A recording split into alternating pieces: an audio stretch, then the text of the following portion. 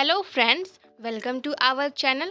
आज हम सब पढ़ेंगे क्लास 9 हिंदी क्षितिज भाग 1 पार्ट 1 दो बैलों की कथा। इसके लेखक है मुंशी प्रेमचंद। ये स्टोरी बहुत ही अच्छी है, आप सब ये स्टोरी अच्छे से पढ़िएगा, ठीक है। काफ़ी इंपॉर्टेंट क्वेश्चन है इस स्टोरी में और वो एग्ज़ाम में अक्सर पूछे जाते हैं। लॉन्ग क्वेश्चन खासकर बनते हैं इस चैप्टर से। शब्द अर्थ देखते हैं। निरापद मतलब होता है सुरक्षित। सहिष्णुता मतलब सहनशीलता। गोई मतलब जोड़ी, मतलब बैलों की जो जोड़ी होती है पेयर, उसको हम लोग गोई बोलते हैं। कुरेल मतलब होता है कीड़ा, मतलब जो है खेला खेलना, ठीक है। जो खेल वगैरह नहीं होता उसको हम लोग बोलते हैं कीड़ा। नेक्स्ट है हमारा विषाद मतलब उदासी। गर्ड मतलब होता है गणनीय। विग्रह मतलब होता है अलगाव। और पगैया मतलब होता है पशु बांधने की रस्सी। जो पशु के गले में बांधने की रस्सी नहीं होती उसी को हम लोग बोलते हैं पगैया। तो प्रश्न अभ्यास देखते हैं। पहला क्वेश्चन है, कांजी हाउस में कैद पशुओं की हाजिरी क्यों ली जाती होगी। तो कांजी हाउस एक प्लेस होता है जिसकी कोई जगह होती है, तो उसके चारों तरफ जो है दीवारें बनी होती है और उसके अंदर जो भी खुले पशु होते हैं उनको उसमें डाल देते हैं, ठीक है। तो उसमें जो है पशुओं की हाजिरी क्यों ली जा रही होगी। तो आंसर है, कांजी हाउस में कैद पशुओं की हाजिरी इसलिए ली जाती होगी क्योंकि कैद पशुओं की संख्या का पता चल सके कि उसमें कितने पशु जो हैं कैद हैं, और यह पता लगाया जा सके कि उनमें से कोई पशु भाग या मर तो नहीं गया है, ठीक है, इस बात से।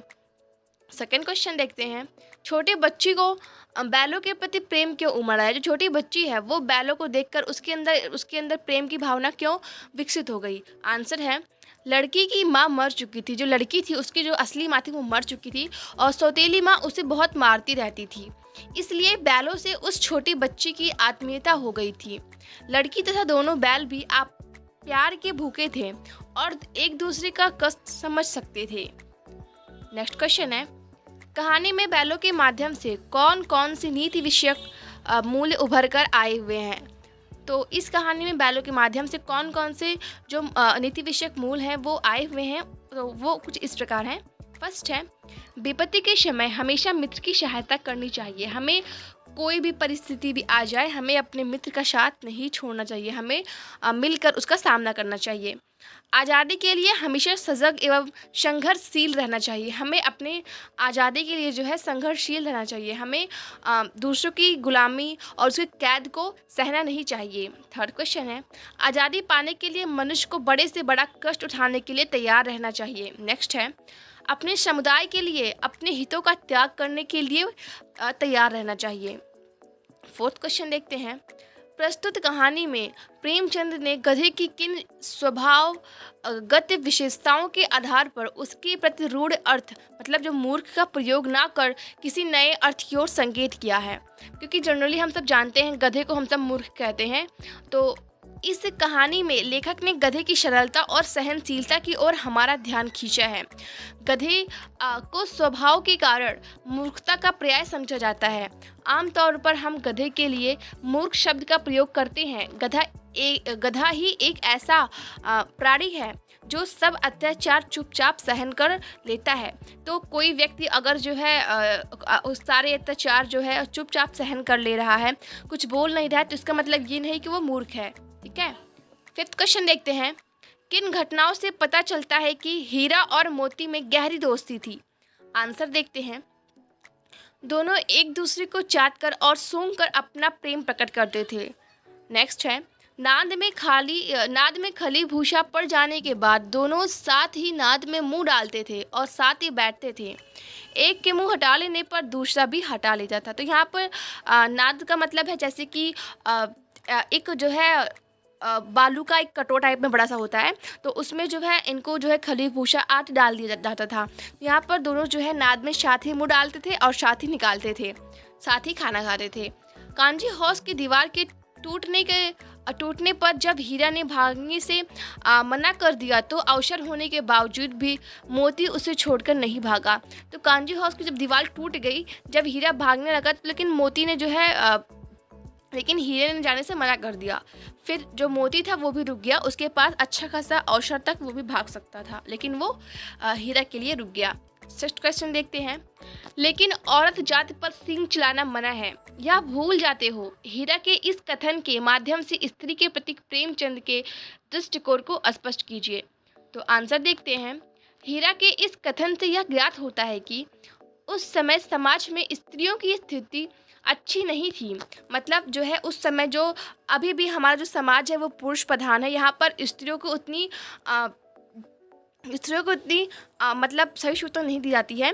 तो सबसे ज़्यादा पद जो है पुरुषों को दिया जाता है, लेकिन फिर भी आज के समय में महिलाएं भी आगे जा रही हैं। तो जब प्रेमचंद थे तो उस समय जो स्त्रियां थीं उनकी स्थिति बिल्कुल भी अच्छी नहीं थी। उनके साथ जो है दुर्व्यवहार किया जाता था। उन्हें शारीरिक यातनाएं दी जाती थी। वे पुरुषों के द्वारा शोषित होती थी। आंसर देखते हैं 8 क्वेश्चन का। आंसर क्वेश्चन नंबर 8 है, इतना तो हो ही गया कि 9-10 प्राणियों की जान बच गई, वे सब तो आशीर्वाद देंगे। मोती के इस कथन के आलोक में उसकी विशेषताएं बताइए।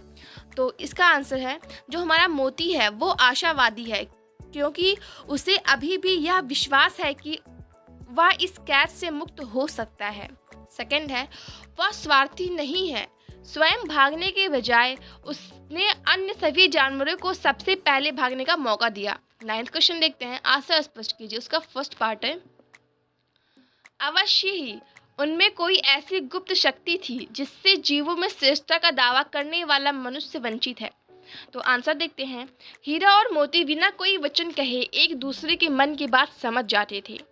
प्रायः वे एक दूसरे से स्नेह की बातें सोचते थे, करते थे। यद्यपि मनुष्य स्वयं को सब प्राणियों से श्रेष्ठ मानता है, किंतु उसमें भी ये शक्ति नहीं होती है। तो ये शक्ति जो है ना, प्रेम की शक्ति होती है। जो जब मनुष्य जो है प्रेम में होता है तो वो एक दूसरे की बातें जो है बिना कुछ बोले ही समझ आता है। ठीक है, तो वैसे ही हीरा मोती जो है वो एक दूसरे से अच्छे खासे प्रेम करते, साथ में खाना खा रहे थे, साथ में बैठते थे। ठीक है, तो इस वजह से वो सब जो है एक दूसरे की सारी बातें जो है जान लेते थे। नेक्स्ट क्वेश्चन है, उस एक रोटी से उनकी भूख तो क्या शांत होती, पर दोनों के हृदय को मानो भोजन मिल गया। आंसर देखते हैं, यहाँ मनुष्य तथा पशुओं के आत्मीय संबंधों को व्यक्त किया गया है। दिन भर भूखा रहने के बाद भी उस छोटी सी लड़की द्वारा दिए गए रोटी से उसकी भूख तो नहीं मिटी, परंतु उसे खाकर उनका हृदय जरूर तृप्त हो गया। क्योंकि जो लड़की ने जो रोटी दिया वो बहुत प्रेम से दिया था, जिससे उनका हृदय जो है प्यार से एकदम वशीभूत हो गया था। 10th क्वेश्चन देखते हैं, गया ने हीरा मोती को दोनों बार सूखा भूसा खाने के लिए दिया, क्योंकि आंसर देखते हैं, वह हीरा मोती के व्यवहार से बहुत दुखी था। इस वजह से यहाँ पर जो गया था वो जो है उसने हीरा मोती को खाने के लिए केवल भूसा ही दिया था। ठीक है, सूखा सूखा। तो क्योंकि वो हीरा मोती के व्यवहार से बहुत दुखी थे, क्योंकि वो सब जो है उसे अपना मालिक नहीं मानते थे। So friend, thank you for watching this and don't forget to like and share the video.